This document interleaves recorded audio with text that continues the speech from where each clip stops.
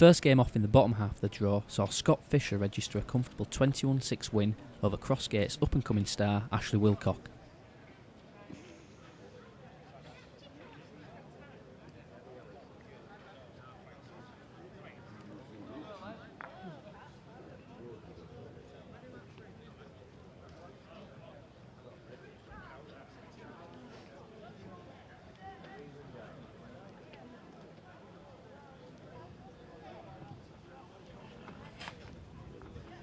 We spoke to Scott soon after his win.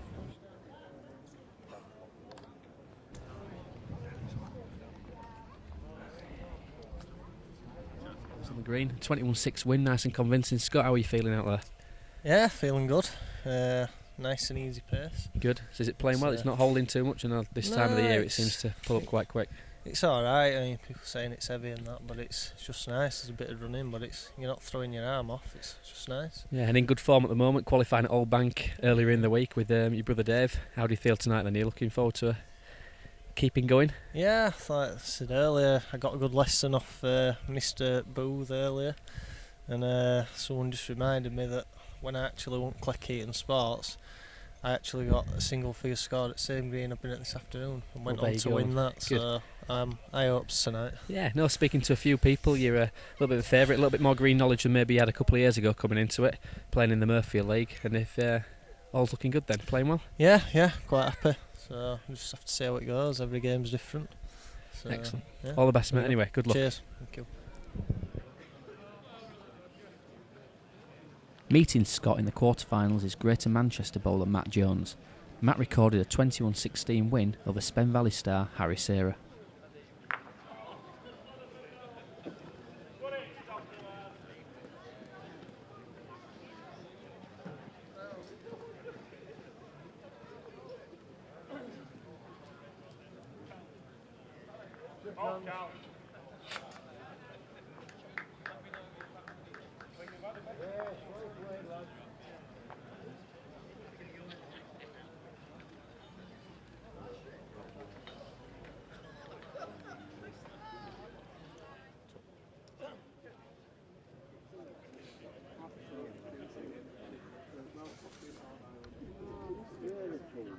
Although he had concerns about his opponent's green knowledge before the game, 2 times previous winner Chris MORDUE carded a convincing 21-6 over Pudsey Littlemore's Stephen GILROY.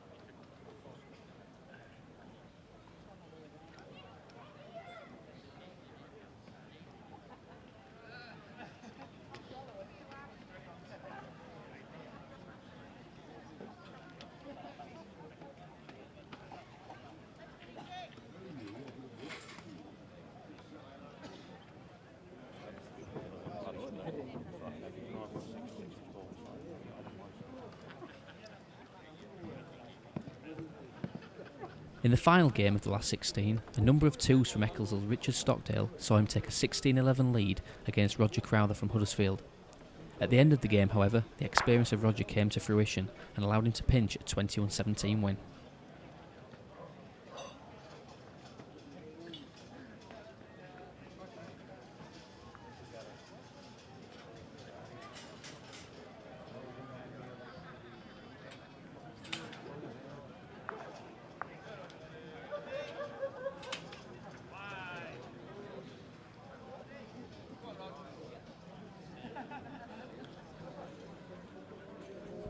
Okay, just joined us greenside now. Really fortunate and very rare interview with one of our stars of the future of Pudsey Bowling Club, Jack Griffiths. Jack, good to see you, mate. How are you doing? Fine, thanks. Good. Little brother on the way. Any news on that front yet? No, no. No, he was meant to be coming last week, wasn't he? Yeah. Good. So your mum's just waiting away and you're waiting for your little brother to come. Yeah. Jack, you've been watching some of the bowling tonight. Yeah. Yep. Good standard, do you think? Yeah, very good. Who is your favourite this evening? Callum Wright. Callum Wright, so you're fancying Callum Wright. He's currently on the green at the moment. Is he in front? What Yeah, number he's 4? That's ridiculous. Yeah, he's 16-13 up at the moment, so you're thinking that he's going to be the man to win this competition tonight? Yeah. What about the previous winners, people like Chris Mordew? Gary Ellis. Gary Ellis? Robert Hitchen, who's on the green? Yeah. But well, I don't really think they're going to win it this year. you don't think they're going to win it? You think it's going to be Callum Wright, Wright, the showman? Yeah. Thanks very much, Jack. Thanks for You're spending welcome. some time with us. Right.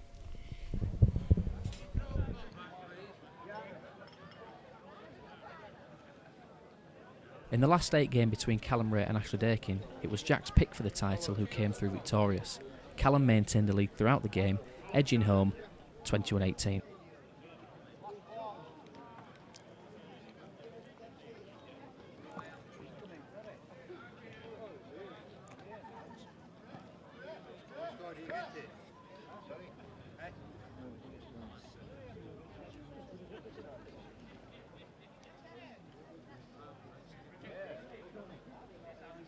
After Robert Hitchen's demolition of Welshman John Bailey in the previous round, it was clear Gary Ellis had one thing on his mind: to keep Hitchen out of the corners. In doing so, he returned to the edge he had played in his win over Andy Spragg. The Silver Fox was simply too good in this game, winning 21-7.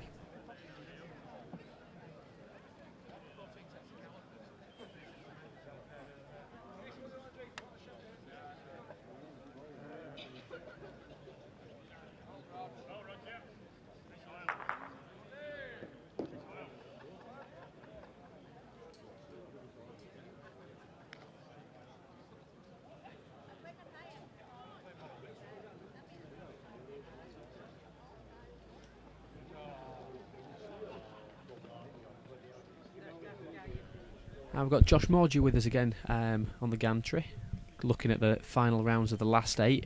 His dad's just gone on the green, currently going 6-3 up, I believe. Josh, any thoughts on what's happening this evening? Just seen Gary Ellis with another fantastic performance, bringing Robert Hitchen off 21-7. Yeah, Gary's playing brilliant again, like he always does here. Scott's playing some good bowls, but not getting rewarded, and this Matt Jones is playing it really well. Yeah, Matt Jones has put him close all night. He's when he qualified, he really played well. Managed, I think he won comfortably throughout the night, and he's just showing basically what he's capable of here. To say we'll know too much about the green as well. Yeah.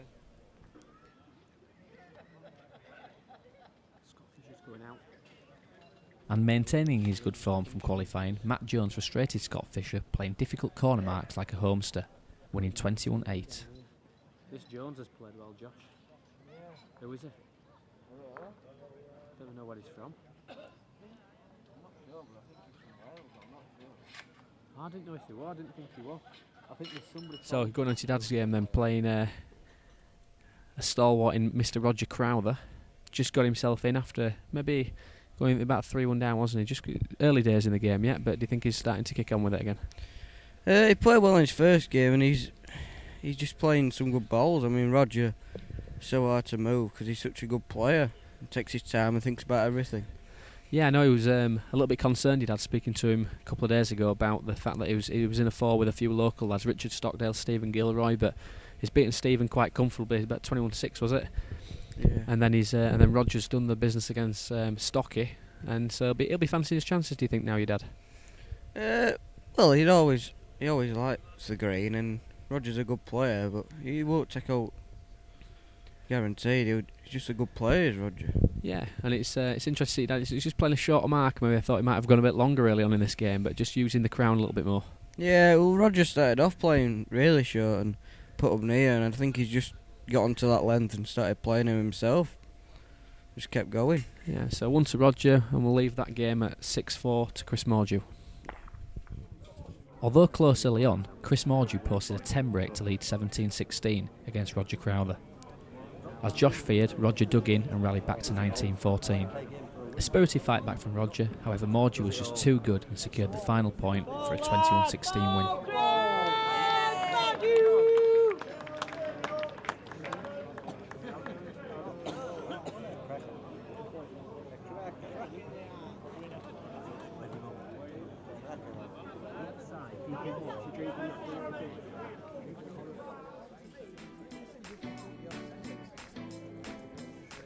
In close games, CALLUM WRAIGHT and Chris Mordue overcame Huddersfield duo Dakin and Crowther. The other two quarter-finals were more one-sided affairs.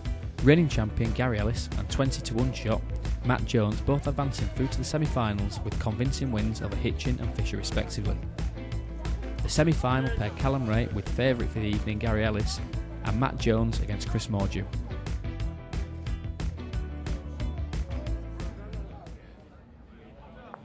Early in semi-final 1, CALLUM WRAIGHT was playing very close on his trademark short marks.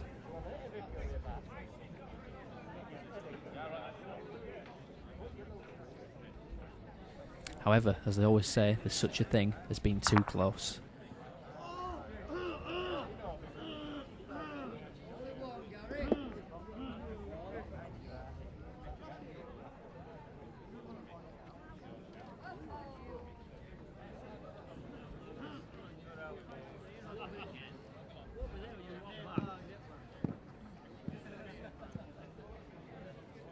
CALLUM maintained his excellent leading throughout the game to race into a 17-6 lead.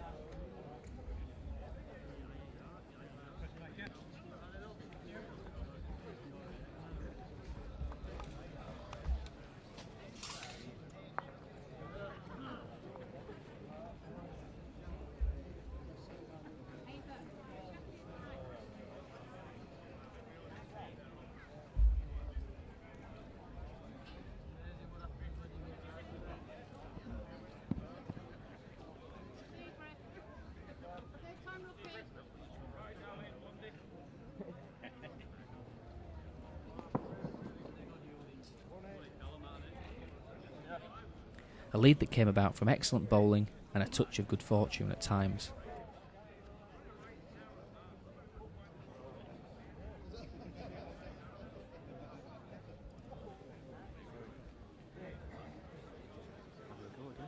However, Gary intended to alter the script, and when CALLUM struck his own bowler to leave Ellis 2, was there a comeback on the cards? Ellis extended the game further with a great through ball when lying game against.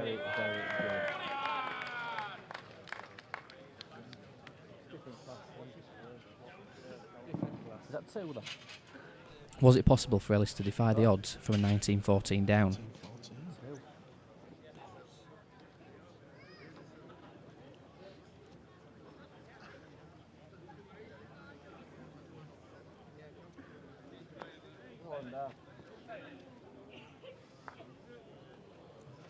Good ball.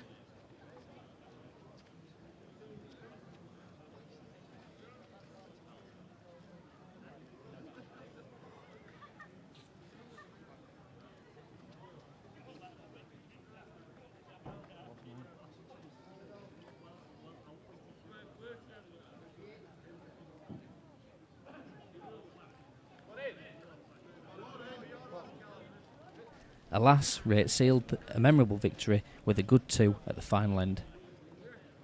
He knocked him in.